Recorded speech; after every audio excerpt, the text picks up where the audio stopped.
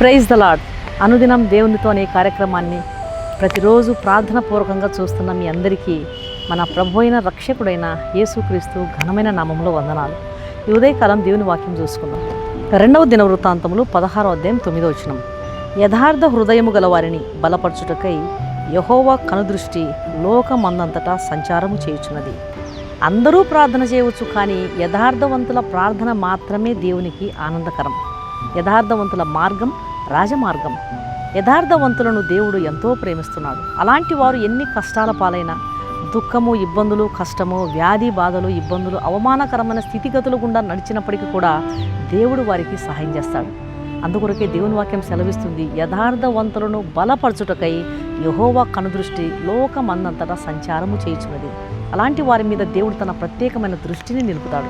ఒక ప్రాంతంలో wholesale shop నడుపుతున్నటువంటి ఒక వ్యాపారవేత్త దగ్గర ఒక యవనస్తుడు సరుకులు కొనుక్కొని అమ్ముతూ ఉండేవాడు. అతడు చాలా నమ్మకస్తుడు, ఎంతో యథార్థవంతుడు. ఇంకా చాలామంది ఆ వ్యాపారవేత్త దగ్గర సరుకులు తీసుకుని వెళ్ళిపోతూ ఉండేవారు, కానీ డబ్బులు ఇవ్వకుండా అతన్ని చాలా ఏడిపించేవారు. కానీ ఈ యవ్వనస్తుడైతే మాత్రము చాలా నమ్మకంగా డబ్బుల విషయంలో ఎంతో యథార్థంగా ఉండేవాడు. అట్లా కొన్ని సంవత్సరాలు గడిచిన తర్వాత ఈ యవ్వనస్తుడు వేరే ప్రాంతంలో సొంతంగా వ్యాపారం చేయాలి అని తలంచి తాను సరుకులు కొనేటువంటి వ్యాపారవేత్త దగ్గరకు వచ్చి, అయ్యా, ఇప్పటి వరకు మీరు నాపై చూపిన మంచితనాన్ని బట్టి మీకు నిండు కృతజ్ఞతలు అని చెప్పినాడంట. దానికి ఆ వ్యాపారవేత్త ఈ కుర్రవాడి భుజం తట్టి, బాబు, నా దగ్గర చాలామంది సరుకులు కొంటారు, కానీ డబ్బులు ఇవ్వకుండా చాలామంది ఏడిపించిన వారు ఉన్నారు. కానీ నీవైతే ఎంతో నిజాయితీపరుడుగా ఉన్నావు, ఎంతో యథార్థవంతుడుగా ఉన్నావు, మంచి నెమ్మదస్తుడివి.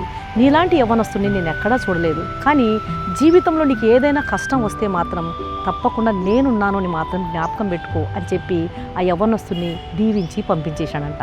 ఆ యవ్వనస్తుడు వేరే పట్టణంలో వ్యాపారం స్టార్ట్ చేసినాడు. వ్యాపారం కొంతకాలం బాగానే సాగింది. కానీ ఏమైందో ఏమో కానీ సడన్గా ఆ వ్యాపారం కుప్పగూలిపోయింది. ఆ యవ్వనస్తుడు అప్పులో కూరుకుపోయినాడు. అప్పులు ఇచ్చినటువంటి వారు ఆ కుర్రవాడిని వేధించడం మొదలుపెట్టినారు. చాలా దిగులు పడిపోయినాడు. ఏమి చేయాలో పాలుపోవడం లేదు. చాలా దిక్కుతోచని స్థితిలోకి ఆ కుర్రవాడు వెళ్ళిపోయినాడు. అప్పుడు అతనికి అంతకుముందు తాను సరుకులు కొన్నటువంటి వ్యాపారవేత్త మాటలు ఆ కుర్రవాడికి జ్ఞాపకం వచ్చినాయి. బాబు, జీవితంలో నీకు ఏదైనా సరే కష్టం కలిగినప్పుడు నన్ను జ్ఞాపకం పెట్టుకో, నేనున్నానని చెప్పి నన్ను జ్ఞాపకం పెట్టుకో, నేను తప్పకుండా నీకు సహాయం చేస్తాను అనేటువంటి ఆ వ్యాపారవేత్త మాటలు జ్ఞాపకం వచ్చి వెంటనే పెన్ను పేపర్ తీసుకొని ఆ వ్యాపారవేత్తకు ఉత్తరం రాయడం మొదలుపెట్టినాడు. అయ్యా, నేను వ్యాపారం మొదలుపెట్టినాను, కొంతకాలం బాగానే సాగింది, కానీ ఎందుకో నా వ్యాపారం కూలిపోయింది, బాగా అప్పుల్లో కూరుకుపోయినాను. ఏమైనా సరే మీరు నాపై కనికరం చూపించి నాకు కొంత సహాయం చేస్తే మీరు నాకు చేసినటువంటి ఆర్థిక సహాయాన్ని, అప్పును నేను త్వరగా తీర్చివేస్తాను. దయచేసి నాపై కనికరం చూపించండి అని చెప్పి ఆ వ్యాపారవేత్తకు యవ్వనస్తుడు ఉత్తరం రాసినాడు. కానీ ఆ ఉత్తరానికి ఏ విధమైన జవాబు రాలేదు.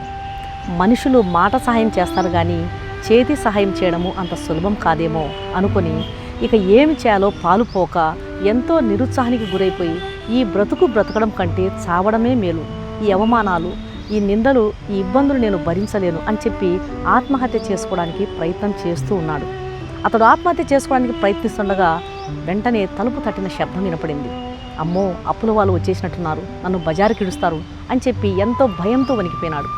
అయినా కానీ నేను చనిపోవడానికి సిద్ధపడుతున్నాను కదా, చనిపోతున్నాను కదా, ఇంకా నేను భయపడాల్సిన అవసరం ఏముంది అని చెప్పి తలుపు తీసి వారికి కనబడి వారికి క్షమాపణ చెప్పి ఆ తర్వాత చనిపోతాను, నేను ఎలాగో చనిపోతున్నాను కదా అని ధైర్యంతో వెళ్ళి తలుపు తీసినాడు. అప్పుడు తలుపు తీసిన వెంటనే అతనికి ఆ వ్యాపారవేత్త ప్రత్యక్షమైనాడు. ఆ వ్యాపారవేత్త యవ్వనస్తునితో అంటున్నాడు, బాబు, నీవు రాసినటువంటి ఉత్తరము నాకు అందింది. నేను ఆ ఉత్తరాన్ని చూసిన వెంటనే నా డబ్బు కన్నా నేను నీతో ఉండడమే ముఖ్యమని భావించి నేను 3 రోజుల క్రితమే ఈ పట్టణానికి వచ్చినాను.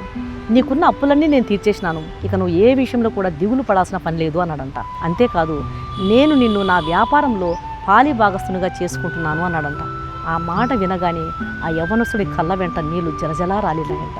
దేవుని బిడ్లారా, బైబిల్ గ్రంథం సెలవిస్తుంది, యథార్థంగా నీతిగా జీవించే వారిని దేవుడు తప్పకుండా దీవిస్తాడు. ఈరోజు నువ్వు ఎదుర్కొన్నటువంటి కష్టాలు కానీ, బాధలు కానీ, ఇబ్బందులు కానీ, అప్పు సమస్యలు కానీ, సాతానుడు ఏదో ఒక రకంగా నిన్ను ఆత్మహత్యకు తీసుకుని వెళ్ళేంత వరకు సాతానుడు నిన్ను ప్రేరేపిస్తూ ఉండొచ్చు. అతడు దుఃఖంలో నిన్ను నెట్టివేసి ఉండొచ్చు, నిన్ను బాధకు గురి చేస్తుండొచ్చు. అయినా సరే నువ్వు యథార్థంగా, నీతిగా, నమ్మకంగా దేవుని సన్నిధిలో ఉన్నట్లయితే ప్రాణానికి ప్రాణంగా నిన్ను ప్రేమించినటువంటి దేవుడు ఊహించని రీతిలో దేవుడు అద్భుతంగా నీకు సహాయాన్ని పంపించబోతున్నాడు. తప్పకుండా నిన్ను దీవిస్తాడు. సాతానుడు నిన్ను ఆత్మహత్య చేసుకునేంత వరకు బాధల్లో ముంచివేయొచ్చు, కానీ దేవుడు తప్పకుండా నిన్ను లేవనెత్తుతాడు. యోసేపు తనకు అప్పగించబడినటువంటి బాధ్యతల్లో నమ్మకంగా ఉన్నాడు. ఐగుప్తు దేశం అంతటి మీద అతన్ని అధికారిగా పెట్టినప్పటికీ కూడా అన్యాయంగా ఏది కూడబెట్టుకోలేదు. అంతా ఫరోకు చెందేటట్లు చేసినాడు. అతని యథార్థతను బట్టి, అతని నమ్మకత్వాన్ని బట్టి దేవుడు అతన్ని ఆ దేశానికి ప్రధానిగా చేసినాడు. ఎంతో దీవించి హెచ్చించినాడు. యోబు తనకు కలిగినటువంటి శ్రమలలో, మరణకరమైన పరిస్థితుల గుండా యోబు నడిపించబడుతున్నప్పటికీ, ఎన్నో అవమానాల గుండా యోబు నడిపించబడుతున్నప్పటికీ యథార్థతను విడిచిపెట్టలేదు. సాతానుడు బహుగా శోధించినాడు. ఆరోగ్యం పోయింది, బిడ్డలు పోయినారు, ఆస్తి పోయింది, అవమానాలు పాలైపోయినాడు, ఆర్థికంగా ఎంతో ఇబ్బంది పడిపోయినాడు. అయినప్పటికీ కూడా యోబు యథార్థతను విడిచిపెట్టలేదు. దేవుడు అతన్ని యథార్థతను చూసి ఎంతో రెట్టించినటువంటి దీవెనలతో, ఆశీర్వాదములతో యోబును దేవుడు దీవించినాడు. నోటి మాటతో కూడా యోబు పాపం చేయలేదు. శ్రమల గుండా నడిపించబడుతున్నప్పుడు అతడు నోటి మాటతో కూడా దేవుణ్ణి దూషించలేదు, నిందించలేదు. అలాగే దానియేలు, షడ్రకు, మేషక్, అబేద్నెగోలు ప్రాణాన్నైనా పోగొట్టుకోవడానికి సిద్ధపడినారు, కానీ యథార్థతను మాత్రం విడిచిపెట్టలేదు. అన్య దేశంలో దేవుణ్ణి ఘనపరిచినారు. నీతిని విడిచిపెట్టలేదు, ప్రార్థనను విడిచిపెట్టలేదు, విశ్వాసాన్ని విడిచిపెట్టలేదు. వారు అన్య దేశంలో దేవుని ఘనపరిచినారు, దేవుడు వారిని ఘనపరిచినాడు. మనము కూడా అలాంటి యథార్థతను, నీతిని, సత్యమును, విశ్వాసమును కలిగి ఉండాలని దేవుడు కోరుతున్నాడు. వారిని మనకు మాదిరికరంగా ఉంచినాడు. యథార్థవంతులుగా వారు ఉన్నప్పుడు, యథార్థమైన మార్గంలో వారు నడిచినప్పుడు ఎంతగా దీవించబడ్డారో మనము జ్ఞాపకం చేసుకోవాలి. కాబట్టి ఎలాంటి పరిస్థితుల్లో కూడా యథార్థతను విడిచిపెట్టకుండా దేవుని హత్తుకుని జీవించి, దేవుని చేత దీవెనలు పొంది ప్రభువును మహిమపరిచే విధంగా జీవించడానికి ప్రభు మనకు సహాయం చేయనుగాక. కళ్ళు మూసుకోండి, ప్రార్థన చేస్తాను. పరిశుద్ధుడైన తండ్రి, ప్రేమగల నాయన, ఈ ఉదయకాలం మీరు ఇచ్చిన శ్రేష్టమైన వాక్యముకై స్తోత్రములు ప్రభువా. యథార్థవంతులను బలపరచుటకి నీ కనుదృష్టి లోకమంతటా సంచారం చేసినది. ఎంత గొప్ప ఆదరణ గల మాట తండ్రి. మా జీవితాల్లో యథార్థతను దయచేయండి, నీతిని దయచేయండి. ప్రార్థన, విశ్వాసము ఎన్నడూ కూడా ఎన్ని కష్టాలు వచ్చినా, బాధలు వచ్చినా, ఇబ్బందులు వచ్చినా, అనారోగ్యం వచ్చినా, సాతానుడు రకరకాలుగా శోధించినా సరే యథార్థను విడిచిపెట్టనివ్వవద్దు. దానియేలు, షడ్రకు, మేషక్, అబేద్నెగోలు ప్రాణమైనా పోగొట్టుకోవడానికి సిద్ధపడ్డారు, కానీ యథార్థతను మాత్రం వారు విడిచిపెట్టలేదు నాయన. దయచేసి తండ్రి, అలాంటి విశ్వాసాన్ని, అలాంటి యథార్థతను మాకందరికీ దయచేయండి. మేము మిమ్మల్ని ఘనపరిచినప్పుడు మీరు మమ్మల్ని ఘనపరుస్తారు తండ్రి.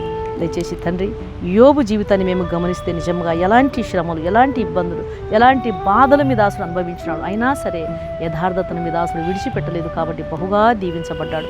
రెండింతల దీవెనను మీ దాసునికి మీరు అనుగ్రహించినాడు. ఎంతమందికి తండ్రి నాయన మరి అప్పగించినటువంటి బాధ్యతలో యోసేపు నమ్మకంగా ఉన్నాడు ప్రభువా.